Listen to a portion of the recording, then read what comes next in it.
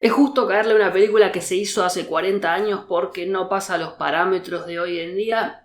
Es un gran debate que nos debemos y creo que en una de esas está La venganza de los nerds. Hablé con su director, con Jeff Kanew, sobre cómo fue hacer una película que en su momento casi no se hace por un millón de cuestiones que nada tienen que ver, por las que hoy no se podría hacer una película de este estilo. Creo que hoy no pasaría el filtro o del buen gusto o de lo que está bien y lo que no está bien.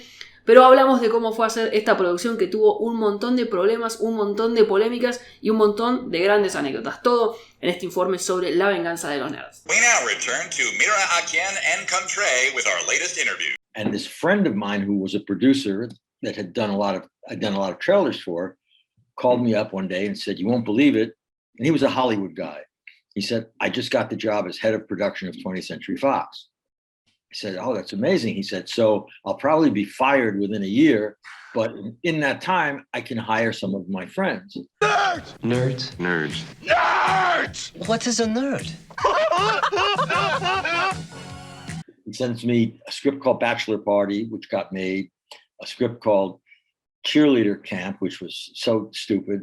And then this third one was this Revenge of the Nerds. And at the time, nerds was not an everyday word in our society. It was a very special kind of geek. Since he's the only guy that was offering me a job, I read it and I thought, wait a minute, I recognize myself in this script.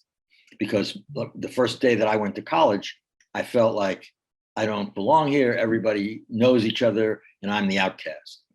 And that's what Revenge of the Nerds, that's how it starts out. These two young guys are going to college and they feel like outcasts because they're nerds. So that was my way into the story.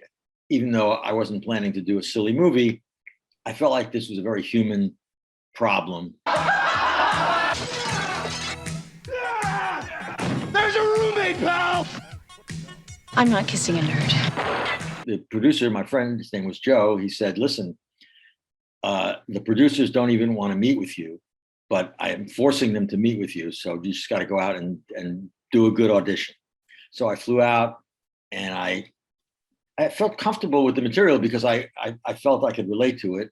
And there were a lot of silly jokes with, girls naked and belching contests and a lot of crazy slapstick comedy. But there was also underneath that a story about don't judge a book by its cover, which I liked that philosophy.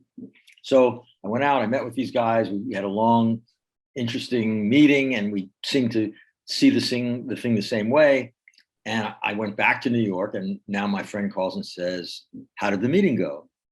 And I said, "Well, I think it went really well. I mean, it was like 2 hours and we really seemed to see the movie the same way. And I felt pretty good about it when I left." And he said, "Yeah, you made one mistake." I said, "What was that?" He said, "You said Risky Business was a better movie than Animal House." And I said, "Well, it is. I mean, this particular script is more like Animal House than Risky Business, but Risky Business is a better movie. It has better, real characters and some drama and some comedy, and it's serious in a way." And he said, "Yeah, that's the mistake you made." And I said, "Well, okay." He said, "So now tell me what kind of a movie you're going to make from this nerd script." And I said, "I'm going to make the best movie I can given this material." He said, "You're not listening." I said, "No, I'm listening." I said, I know what you're trying to get me to say. You're trying to get me to say, 'I will make Animal House, sir.'" And he said, "That would be good." I said, "All right, how about this? I told my class that I was taking a day off from teaching so I could fly out to LA and audition to direct a stupid teenage comedy." He said, "Now we're talking." And then I said, "All right, how about this, Joe? I promised to make a film that I'm ashamed to put my name on." He said, "You've got the job." You know karate? No. Good. Are you embarrassed of the results? I'm assuming that you are not embarrassed of the results of the movie. No, I'm not at all, because one of the lucky things that happened was in casting the movie, basically every actor that's in that movie didn't want to be in it because they all were afraid it was going to be a slapstick cartoon. So I had to promise everybody, no, these are real characters and we want people to care about them. And yes, there'll be laughs and jokes and things like that, but the relationships are real and human and true, and that's how we're going to keep it. I'm a nerd, and I'm pretty proud of it. So they all felt safer. And that's what we tried to do. You know, we made a movie about guys who get picked on and guys who are judged by the way they look and how can they gain self-esteem and gain acceptance. Yeah. And somehow it worked. I mean, and then by the way, my friend got fired, the head of the studio, and the new head of the studio came in. And one day the Nerds hadn't been released yet. And I'm somewhere in town, and someone walks up to me and says, "Hey, I hear your movie's a piece of shit." I said, "Where'd you hear that?" "Oh, from Norman Levy, the new head of the studio." So he's going around saying Revenge of the Nerds is a piece of shit, and it's his studio. So we were in trouble. And originally they were going to release the movie in 1,000 theaters, which was the new way of doing it. And he cut it way back to 100 theaters. And then he kept sending us to different towns to have a test screening, hoping we would fail. And in some of them, we did better than others, but there was enough weakness that he justified cutting back the number of theaters and cutting back the advertising budget. But somehow the thing opened and it kind of wouldn't die. It stayed alive and it grew. And so it kind of overcame the odds, that was gratifying in a way. We have news for the beautiful people. There's a lot more of us in our view.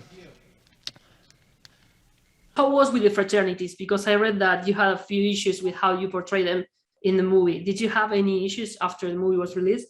Not really. I mean, when we had gotten permission to film at University of Arizona, someone just before we went down to start filming, somebody read the script and said it's very insulting to the fraternity system, to the Greek system. And so myself and Bobby and Anthony and the producers had to fly down there to go before this tribunal to answer for the movie. And the fraternities and the sororities each had a separate counsel. So we had to appear before the fraternities, and they didn't really care. They were just goofing around. The sororities were very serious about this inquisition. And I went in, I was the main spokesperson, and I went in, I said, look, I have little children. I would let my children see this movie because it's about, gaining self-esteem, and it's about not judging people by the way they look. And yes, there are a few silly jokes in it, but it's basically a good human story. And the girl said, oh yeah, what about We've Got Bush? And I said, oh yeah, well, yeah, that's in there, but that's just one little scene, And what about the cameras and, looking at the girls getting undressed? I said, well, it's a comedy. It's Animal House a little bit. Anyway, they after they tortured us for about an hour, they said, okay. And then they let us film there. And I never heard any more criticism about that stuff until recently. I came about the room for rent. It's right next to mine. It'll be perfect for us. I want to ask you about Andrew Cassese. He was a little kid in an adult's movie. How much did you let him see? How was like working with him in the movie? Honestly, he was just like everybody else in the cast. I mean, we didn't shelter him really. I mean, the other actors became his guardians, but no, he was part of everything that was going on. I mean, and that's what kind of made it funny. And he's a bright guy, and he was fine. And I don't think his parents had a problem with it. So no, we didn't isolate him from any of this stuff. No.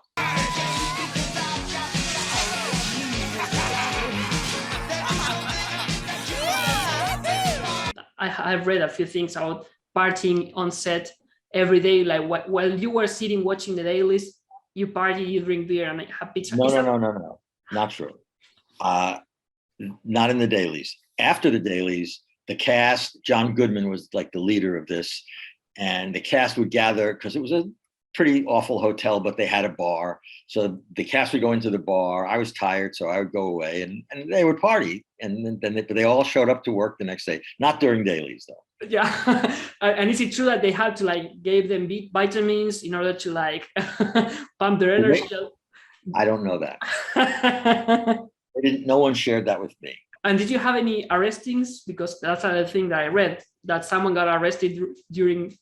Okay, I didn't have exactly a personal involvement in this, but one night we were filming the scene when the girls sing the song with the candles to invite the guys to their party. And so we were filming at night, and I start noticing that people are like running off the set. I don't know what's going on. And finally my director of photography runs off the set, and I'm saying, what's happening? What's happening? The police just raided the honey wagon, where all the offices and the dressing rooms are. It seems that we had 2 students from the University of Arizona were dealing drugs to our cast members. And so the police came, and those kids got kicked out of school, and they were going to kick us out of Tucson. But my line producer, who was a great guy named Peter McGregor Scott, who had also done Animal House, he managed to talk our way out of it, so we were allowed to stay and finish the movie. Yeah, that's a true story. Yeah, and how? What did you talk? I don't want to know the names. I don't know if you know the names. What did you talk to the cast members that were involved in that transaction? I never talked to anybody. That was Peter's job. Nerds! Are all nerds as good as you? Now it's cool to be a nerd. In fact, Exactly. So what do you think this movie left to the culture now that it's cool to be a nerd, and 40 years ago it wasn't? Yeah, a little bit. I mean, I don't think the movie didn't do it. I mean, I think Steve Jobs and Bill Gates did a pretty good job of justifying being a nerd. But the movie helped a little.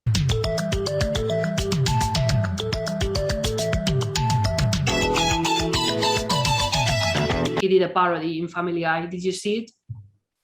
Where he did a little tribute to Revenge of the Nerds. Yeah, of course. Yeah, my kids have shown me that. What do you think of it? I love it.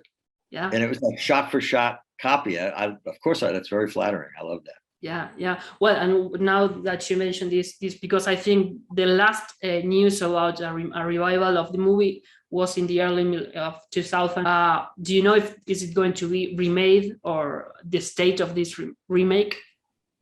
I don't know. No one has discussed it with me at all. They may think that I no longer am alive. I don't know, but no, no one talked to me about it. And coincidentally, they're also remaking another one of my movies called Troop Beverly Hills. Also, no one contacted me about that either.